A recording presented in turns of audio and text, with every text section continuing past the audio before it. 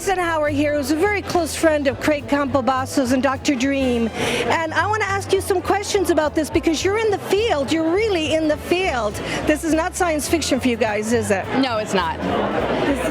It's a reality that we need to wake up to and accept and embrace, really, because we have galactic consciousness. We have an ancient history that we have not really been exposed to, and this is an opportunity to really know what the truth is. So it's very exciting. Are you excited too to see the film? Oh my goodness, absolutely. It's a powerful story, and it just lends so much to assisting us in understanding what's really going on right now. So the furthest thing from science fiction right into the truth of what it's all about. So when you said what's going on right now, so he carried Commander Val Thor carried a very specific message back in the 1950s. So do you think it's applicable today?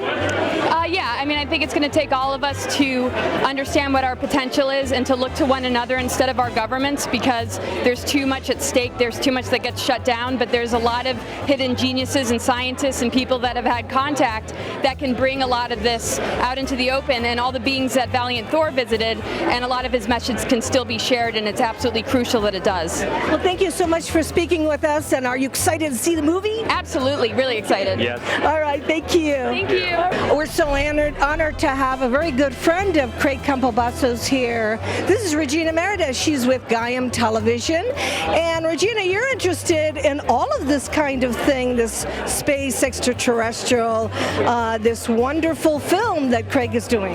Yes, for about 30 years, and in fact, Stranger at the Pentagon has historically been one of my absolute favorite stories of contact, extraterrestrial contact with humanity. So I'm really excited to see the direction this goes tonight. I've been looking forward to it for decades. We're all excited, but tell me something. The message that Dr. Strange has had at Stranger in the Pentagon is a very universal message. Do you think it's applicable today, where we had visitations that came here to speak to us in the 1950s? Absolutely. Even though Hollywood has been depicting it in an entirely different way the last decade or two, you know, a big fright scenario, I think the reality is if those scenarios were true, we would have seen some kind of evidence of that a long time ago. And in fact, all we're seeing evidence of, for the most part, is friendly contact and the messages that he gave to humanity, the protection that he said we were under, so to speak, from the positive entities that come here resonates much more strongly with me than the scare tactics and scenarios that they put forth and the abductions and so forth. And wouldn't it be exciting if Commander Val Thor were here with us today? Maybe he is. Maybe he is. CAMPOBASSO. We have to look around and see. We have to look and see a very handsome man and see if he's here with his whole crew. Yes, absolutely, with his crew. And there are enough beautiful men in the audience. There may be one, huh? Who knows? Who knows? I was expecting he was going to be around this project. So whether he's here in the flesh or just slightly phased off, he probably is here. Thank you for speaking with us, Regina. We are so honored to have Desiree and JJ Hurtak here. They are legends in the field of UFO research.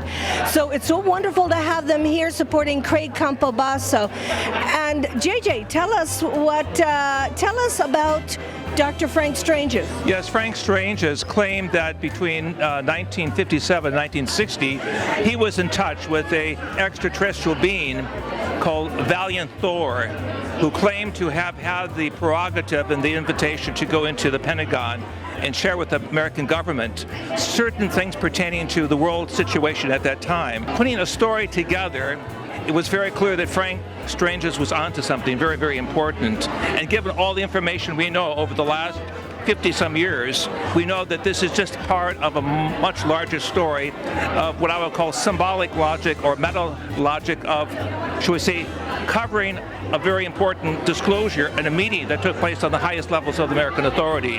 The poster for Stranger at the Pentagon is absolutely gorgeous, and it's Roy Young who designed it. Yes, I did. Thank you. Now, how did you do this? Was there an inspiration for you to do this?